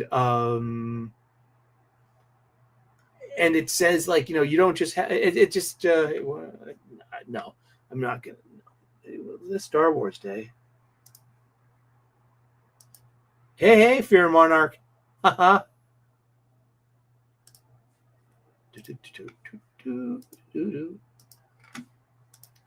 But here we go. This is a little better than coming from Jody Houser, who wrote the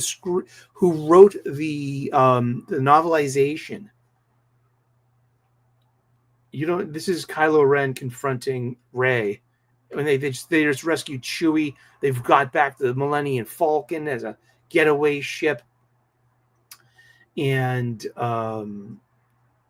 there's the TIE Whisper. That's a really nice piece of. I would love to fly that on a video game. But this is Kylo Ren explaining to Rey about, you don't just have power, you have his power. You're his granddaughter. You're a Palpatine. My mother was the daughter of Vader. Your father was the son of the Emperor. I mean, and then he brings up the ridiculous notion of dyad. And of, like, the unification of dark and light. It's like blending. This isn't yin and yang, and this isn't spiritual. And this is about giving the good person that, evil qualities that they can use their evil power, for chaotic good, or the bad guy who's overhumanized.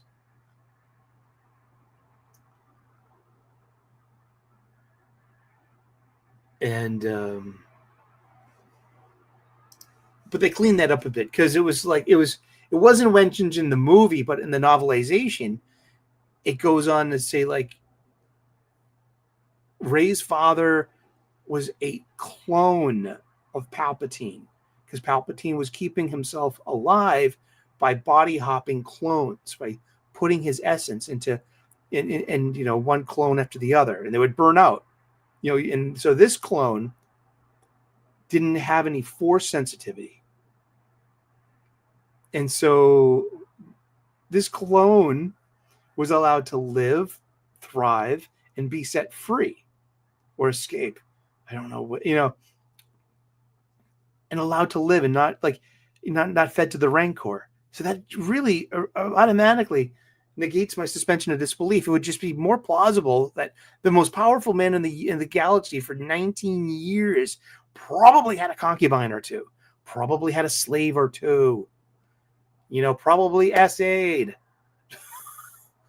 Oh, geez, he's evil. I mean, seriously. And that he had like a biological son out there somewhere. But I just yeah. And so and this was the whole shoehorning of after the fact, justifying crappy writing. And so Palpatine kept this clone alive. Danthan, that was his given name. And the mother's name was Miramir. And some chick he met. And hoping Palpatine kept him alive in the hopes that skipping a generation with grade school biology suggests that their offspring would have a powerful force. And yeah, blah, blah, blah. See, how overcomplicated was that? Did I just have to explain that? Did I just say that? Oh, my goodness. Oh, cool. Good to see you, Fair Monarch. Big 5-0. I know, huh? Welcome to the club. We made it. But yeah, Rise of Skywalker. It's finally being released. And it's fake Star Wars Day. So here's a little bit of fake Star Wars for you for your fake Star Wars Day. Yeah, Thunderbolts Doomstrike #3. This landing in Kelly book. The first issue was pretty darn good.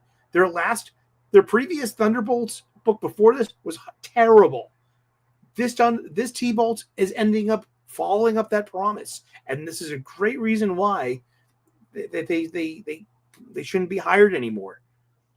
I mean, geez. I mean, they're able to do it. Why do they get themselves in their own way? Why can't they just execute the task? And then there's TVA #5, which is this weird comic, but I think it's just made for the Disney Plus Marvel crowd. If you like Loki season 2, well, here's your comic book to go with the show. Ultimate Spider-Man #16 came out this week, and it's justifying something I said a few months ago when some of the shenanigans started happening where big name people started dying. And then I noticed a certain character in the Sinister Six in the background. And I'm like, can we really believe everything that we're seeing with this person being present? And guess what? Sully was proven right. Great art by Marco Cicchetto. But it's there. I think I counted there are 6 panels of Peter Parker. There are 0 panels of Spider-Man in a Spider-Man book. Well, because it's told from a specific character's point of view, and showing and catching us up through recent events through their eyes. We don't know their story yet, so it does fit in with Hickman's pacing. Hickman's telling the Sopranos of superhero stories with Ultimate Spider-Man. I'm serious about that. That is I'm balls on with this allegory. You know what I mean? And I'm standing by it, because Ultimate Black Panther, that is the best Ultimate book they got. It's probably one of Marvel's most competent monthly superhero books. Overall. It's simple. It's got superhero heroics, lots of action, fighting scenes, court intrigue, overstory. It propels the story forward, and it's not boring. I mean, I don't. That's my humble opinion of Ultimate Black Panther, and I'm not buying it, but I am buying the Ultimate book that I'm buying, that I'm giving a chance on. It's Spider-Man, and it's really been. There's not a lot of action to it. You know what I mean? It's like Sopranos. There's a lot of mundane stuff. There's not world building. It's world existing, and through this existence, we're exposed to the inner workings of this world. But it's, oh gosh, who cares sometimes? It's like, just give me the action. This is supposed to be the ultimate universe. It's supposed to be the heroes versus the maker. Are you just stringing us along for yes, you are stringing us along for 2 years worth of $4.99 floppies until you get to this point of the ultimates versus the maker.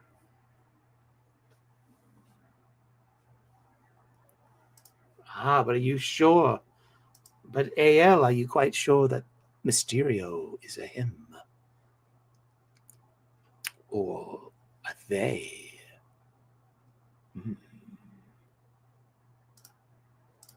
Yeah, and over time and storytelling, it's like you build the story. Yeah, but it's like it's a Marvel universe. We already know that there was an inciting incident. The maker took away the inciting incidents of all the heroes and custom made his own Earth. And now we got to live in it. Oh boy.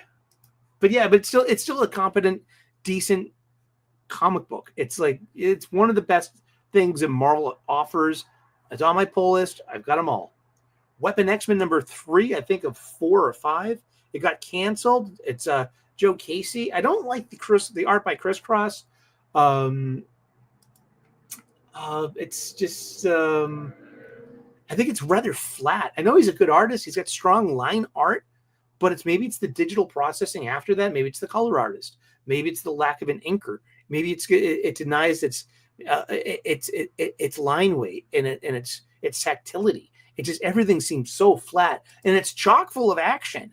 You know what I mean? It is a balls to the wall action book, but let me tell you, it's just the art kind of takes me out of it a bit. You know, then there comes Wolverine and Kitty Pryde issue number 1, written by Chris Claremont, and editors note this series takes place between the events of Kitty Pryde and Wolverine, the 1984 6-issue miniseries, and Uncanny X-Men number 192. So this goes back to 1984 and events that happened to Kitty Pryde. It explains some of her skill set. In 1984, Kitty Pryde and Wolverine, that was a 6-issue mini where Kitty goes to Japan and gets her body hijacked by Ogun. He's a ninja. And so Kitty never lost the muscle memory or the training of Ogun. It's kind of like how Rey learned how to use a lightsaber. When Kylo Ren in The Force Awakens tried to probe her mind, that's when like the Force dyad was created. When the Force sensitive met the Force sensitive, the Force strong met the Force stronger, and maybe, but he was able to find those unlocked memories that she had, but she was able to Xerox his skill set with a lightsaber, and with her own abilities of fighting bullies all of her life, that's how she's able to beat him in lightsaber fights. You want to, seriously. It's not like I gave it a lot of thought or anything. Okay, what's the use of thinking about, Star Wars, sequel shit? But but Wolverine and Kitty Pryde, it's pretty good. And it's Kitty maybe being comfortable with this knowledge that she's got of being a killer and being a ninja and having been trained. And she's a teenage girl, and she's just still getting used to her mutant powers. But now she's got this added responsibility of things she did while Ogun possessed her, but also, you know what I mean, she can handle herself. And this stuff actually comes up during the fall of the House of X and the fall of the Powers of 10. Kitty went back to being called Shadowcat and went on a kill streak. She killed Orcus operatives left and right. Oh, and Logan runs into her too during this and says, "Kid, why is there any reason why you're dressed like Ogun right now?" And she's like, "You know why I am, Logan." And she's cutting through, literally a kill. She went back there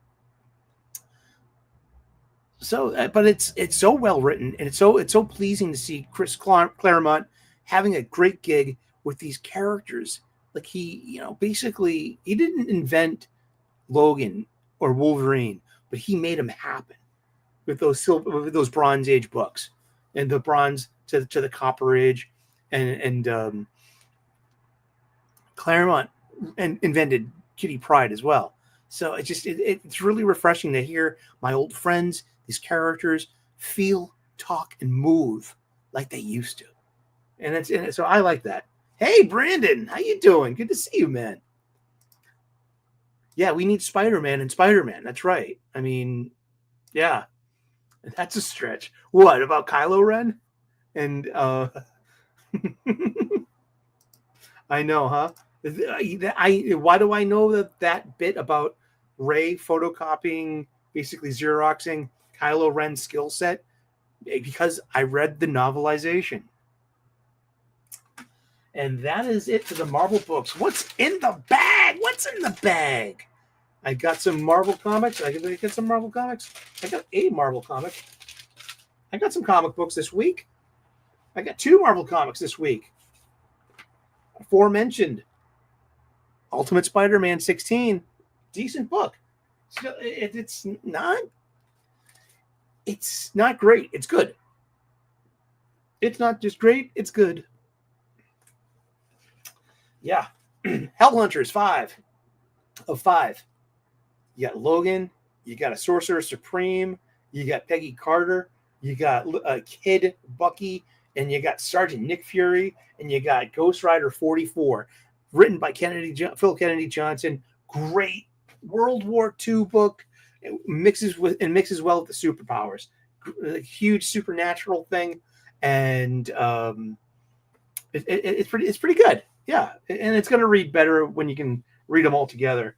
Let's see. Silent Missions, G.I. Joe, A Real American Hero, Duke, #1.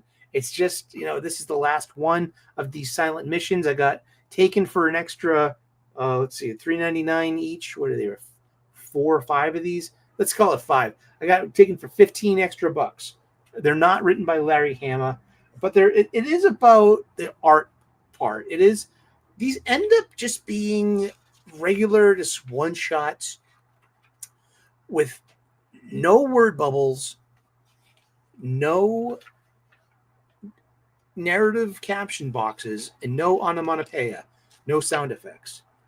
That's all it ends up being. And that's a far cry from A Real American Hero #21, which this is based on, because that was more of a ninja mission. Now, there were some incidental sounds going on in the background in A Real American Hero 21. Yes.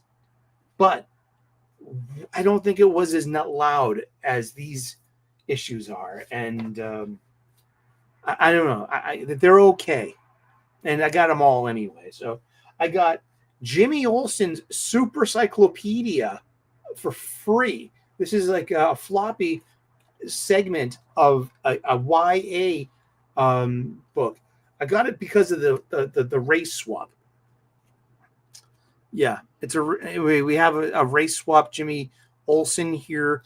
I just like the only thing I want to say about race swaps is that I think they're the cheapest and most insincere way to achieve the noble goal of diversity, inclusion, and representation in our media. There are, I don't think that race swaps have anything to do with that. I think it's about a power dynamic, and it's about the sake of changing things, and especially, if you get that attention from the upset people, the outraged people, you know what I mean? Hey, look, another ginger got a race swapped. How many gingers need to be race swapped in order to satisfy their DEI needs when there are so many characters of color out there that can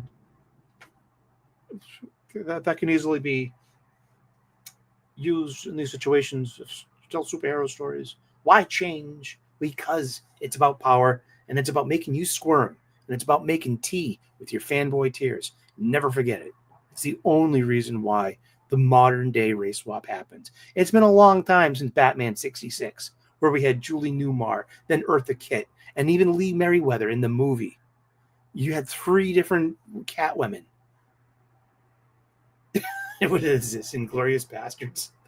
And nobody cared. You know what I mean? Shit. I mean, it's just. Yes, Vera Monarch. I did get to check out Death Planet. It's a straight off rip off of Warhammer 40K, but it looks slick. And we got Robert Venditti writing it too, who's co-writing it with the creator of John Wick. His name is Derek Holstud. And we got Dave Stewart on colors here. I got this for 99 cents. This is the issue 0 of Planet Death, and it's on Bad Idea Press. So there's a lot going on here about fun in comic books. It's new. I don't know any story about it.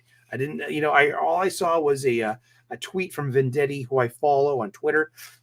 The paper on this, it's not newsprint, but it's kind of like pulpy to the feel, but it's not glossy either. It's not like the other floppies. So the colors on this are amazing. I'm really, really impressed with that.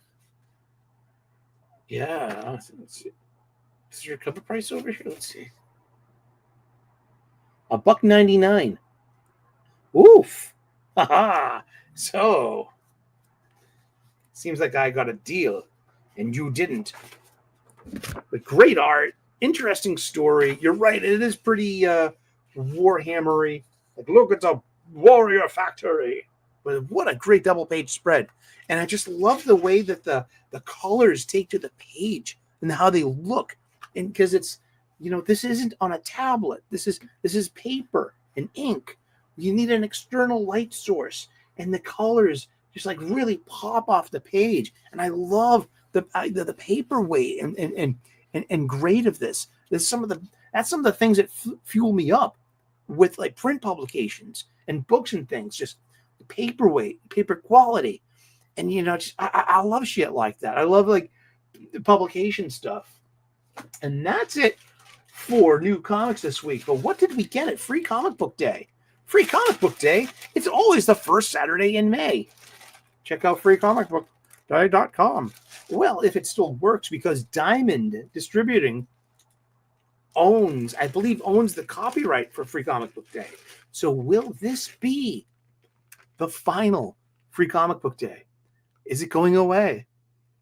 You know what I mean? Some local comic book shops can give it or take it. They usually take it to give it because it's not free to them. They buy every floppy they give away. It's not compliments of the publisher. No, there's an incurring cost, and it's an advertising thing to generate traction, foot traffic to the stores. And my store had a 2 limit, so I got 2. I've got the Amazing Spider-Man Ultimate Universe because I'm a big fan of John Romita Jr.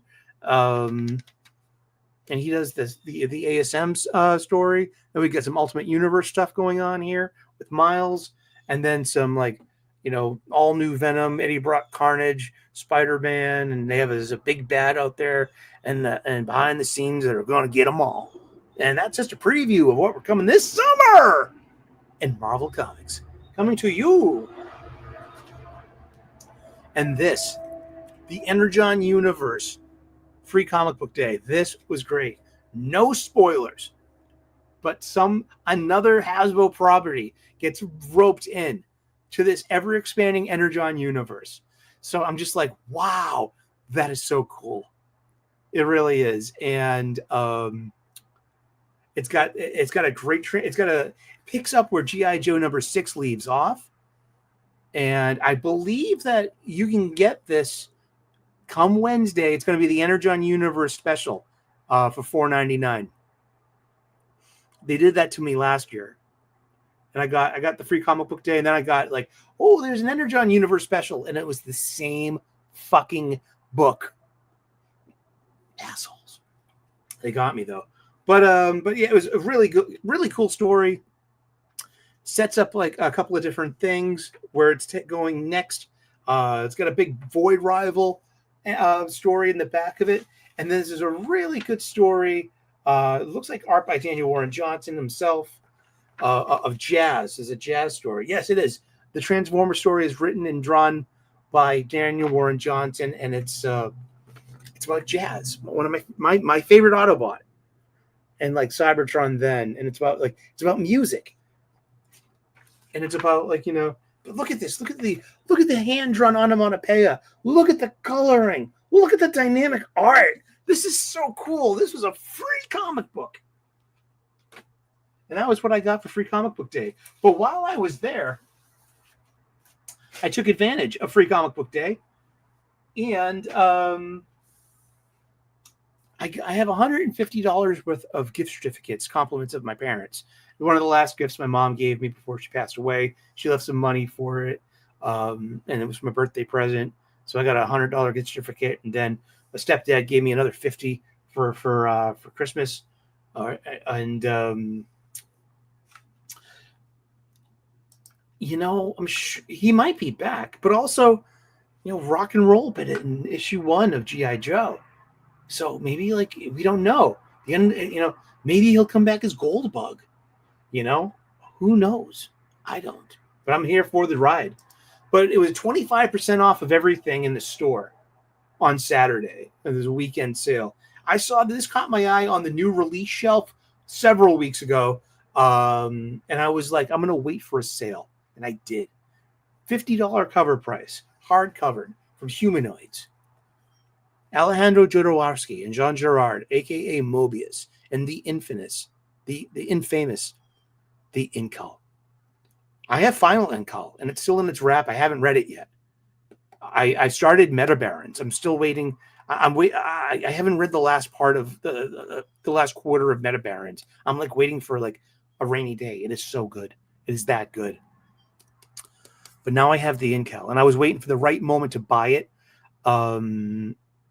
So I got it for $37 or so, $36.50, and this is going to be a good one. And goes on the big boy shelf out in the living room. And but yeah, I support my local comic book shop. I went twice this week. I enjoyed my Free Comic Book Day. And the last thing I will talk about with comic books, I got a crowdfunder came. Hey, Mark, how's it going? Good to see you, man. They do the OT every year in May. Do they use the special editions? I hear that legally they have to. They had Star Wars Day. They had Star Wars Night. It was Star Wars Night, not Star Wars Day to be confused with either today or the 25th, but it was during baseball season in an away game. Fenway Park had Star Wars Night, and they showed Star Wars Episode 4, A New Hope, last year. Buddy of mine, Thomas Gilkey, the Gilkman Returneth, and he is